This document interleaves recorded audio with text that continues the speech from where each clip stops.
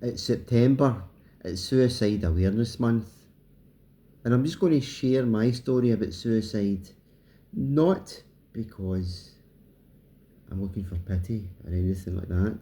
I just feel it's appropriate and apt at this time to share the fact that no matter how low you feel, how mentally fatigued, or how over the place you are, you're feeling suicidal, there is light at the end of the tunnel. There is hope. There is support out there. Reach out. Don't bottle it up, which I did. That was my problem. I bottled everything up. I didn't speak to a loving soul. I wasn't enjoying my job at the time, and I just didn't want to be here. Just a whole combination of things. I just bottled everything up, and my head exploded. I don't want to be here. I'm hopeless and worthless. The thing is, again, there is help support out there. Reach out. There's no shame in it. It's okay not to be okay. Anyway, back to the story. I decided one day that I didn't want to be here. Life was just horrible. Everybody would be better off without me. Now, I was arranged to meet friends for a coffee and a chat in Paisley. So I'd arranged to meet them, and I thought, right, I'm just going to go anyway, even though I didn't want to be here. So the shop down the road from me, I bought a couple of boxes of paracetamol, then got in the bus into Paisley town centre, and then went round a few shops and bought some more boxes of paracetamol, because I went round a few shops because you can only get 2 boxes at a time.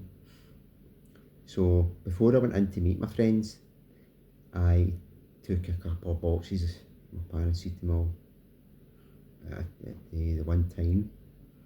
Now I went into the coffee shop, and I'd had a great time with my friends.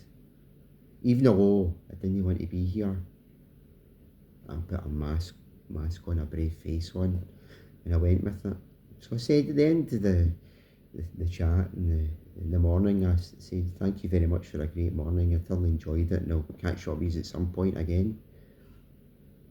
So I went to the bus stop, waited at the bus stop for the bus up the road, and the bus was going to be about 10 minutes according to the board that said. So I thought, right, okay, I've still got these paracetamol, I've got time to down another couple of boxes, so that was fine. So I downed another couple of boxes, but on the bus, went up the road, went about my daily business about in the house, and later on that evening, my wife and my son, youngest son that is, went to the boys' brigade, and my oldest boy, who was up the stairs, not knowing what was going on, he was oblivious, playing his games or whatever they do. And I thought, right, I've still got boxes of paracetamol here. So I thought, right, down the boxes of paracetamol. Next thing I remember, I was in the Royal Alexandra Hospital in Paisley getting my stomach pumped because I took so much paracetamol. And in a way I was lucky, because the amount of paracetamol I took that day must have been about 80-90 tablets. I was lucky I wasn't dead. See, if I took alcohol that day, I would have been dead. I wouldn't be here. So somebody's obviously looking after me.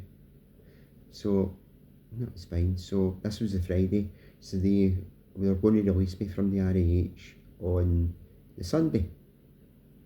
So I was going to get out on the Sunday, and I took a major panic attack. Head exploded again. Next thing I knew, you're not getting released today.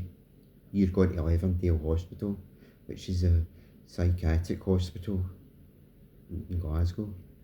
So I spent a good while in there, a good few weeks in there, getting better. I was getting better, and so much so they were giving me day release, to spend time with the family, and then I had to go back.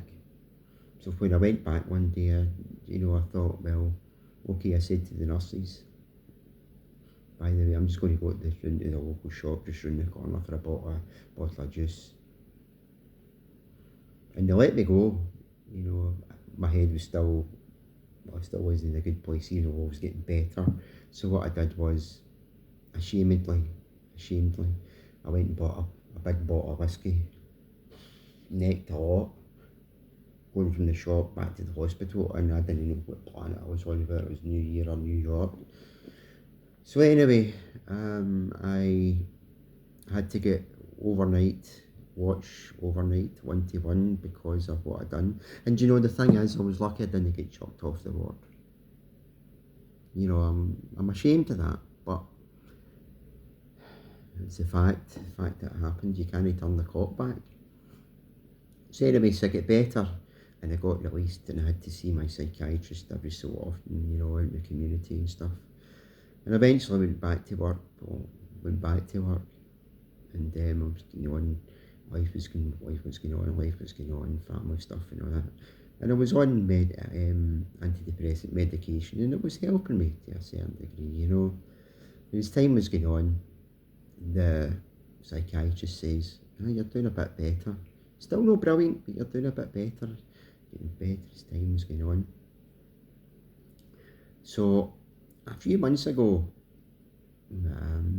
I went to see him again. This is a routine appointment, you know.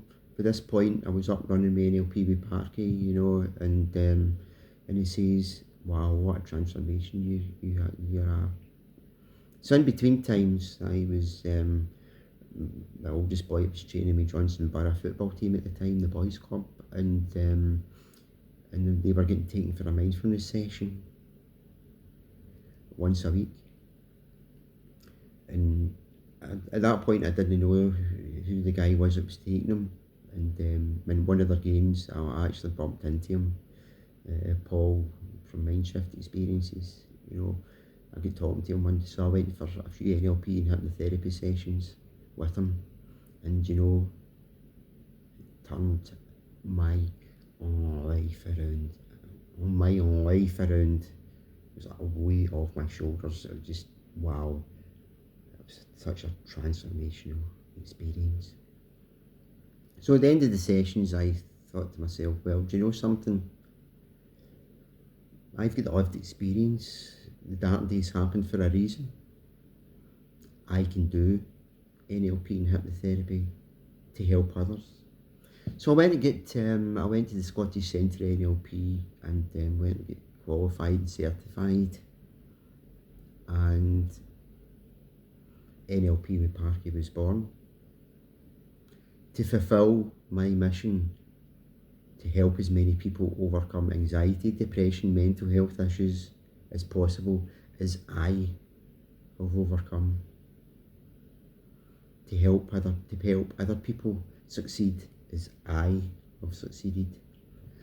Now, just the last wee bit of the story, I went to a routine appointment with my psychiatrist, and he says, "Martin, what a great job you're doing the NLP and hypnotherapy from a psychiatrist's point of view, from a medical professional's point of view. Wow, NLP and hypnotherapy is amazing."